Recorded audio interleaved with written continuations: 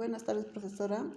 Bueno, en esta oportunidad me toca entrevistar al abogado, doctor Mario Alvarado Mateo, sobre el, ¿cómo se llama? Sobre la época del Fujimori. Bueno, en esta oportunidad, voy a preguntarle sus datos. Eh, Doctor, buenas tardes. Por favor, ¿me podría dictar sus datos? Buenas tardes, señorita. Quien le saluda es el abogado Mario Alvarado Mateo, de profesión abogado con una maestría en gestión pública. Trabajo independientemente.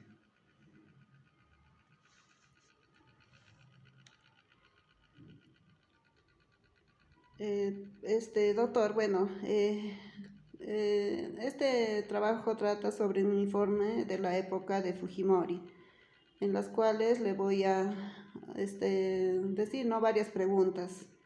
Para empezar, con la pregunta número 1, ¿me podría decir sobre los problemas económicos, políticos y sociales durante el gobierno de Alberto Fujimori?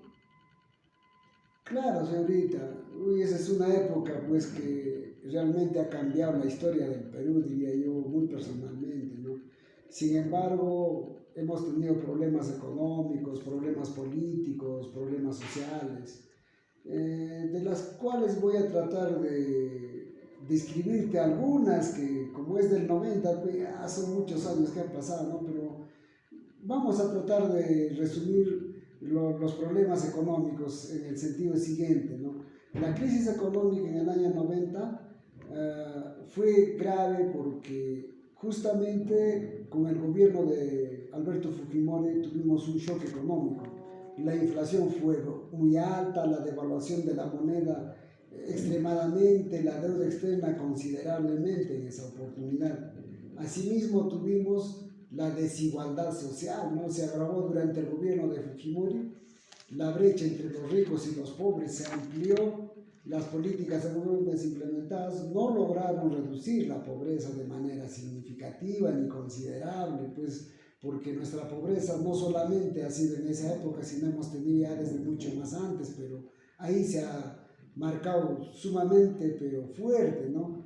Porque si recordamos, pues era una época donde el dinero prácticamente que tenías en esas oportunidades de noche a la mañana ya no servía, ¿no? En cuanto a la corrupción, se produjeron múltiples casos de corrupción.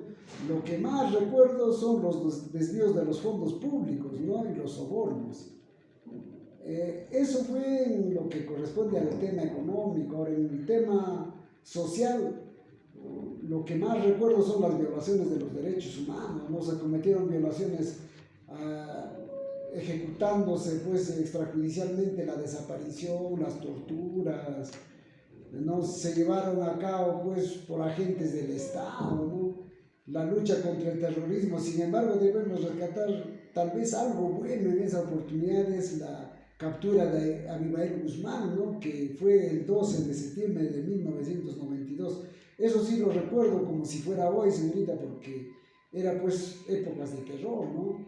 En cuanto al otro tema de la discriminación y exclusión, la ejecutaron, ahí pues hubo ejecución en los pueblos indígenas y las comunidades, ¿no? Las poblaciones fueron excluidas de los beneficios del desarrollo económico, sufrieron violaciones a sus derechos fundamentales. Y en cuanto a los problemas políticos, podríamos decir igualmente, ¿no? La violación de la Constitución. Recuerdo el 5 de abril del 92 cuando Alberto Fujimori, ¿no?, salió diciendo, ¿no?, disolver el Congreso, y lo disolvió, ¿no? Entonces, esto pues surge acá un tema de la toma del poder, ¿no?, por el Fujimorismo, ¿no? Esto es prácticamente un autogolpe que generó una crisis política en el país, pero totalmente muy marcado, ¿no? Y justamente ahí nace el autoritarismo de Fujimori, ¿no?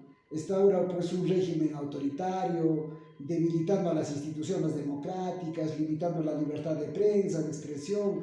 Se produjeron violaciones a los derechos humanos, se restringieron las libertades civiles, se rebajaron los sindicatos. O sea, prácticamente ellos ya manejaban el aparato estatal como querían, ¿no? Justamente ahí mismo nace la manipulación electoral, ¿no?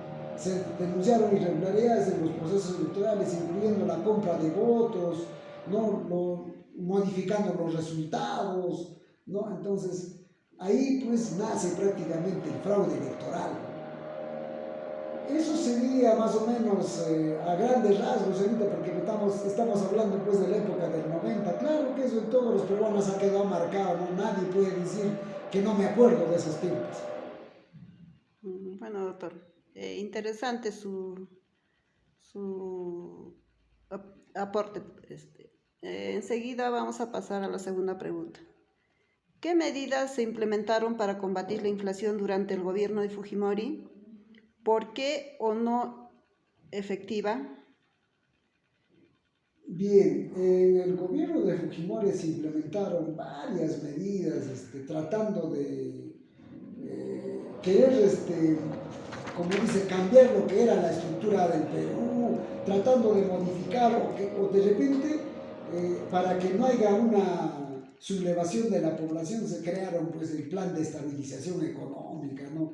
Que me acuerdo que era un ajuste estructural de la liberación del comercio, la eliminación de las barreras arancelarias, la apertura de la economía del mercado internacional, ¿no? Eso por un lado para poder de repente compensar en algo lo que estaba sucediendo, ¿no? La política fiscal restrictiva se implementaron para medir las medidas, tratar de reducir el déficit fiscal, como la reducción de los gastos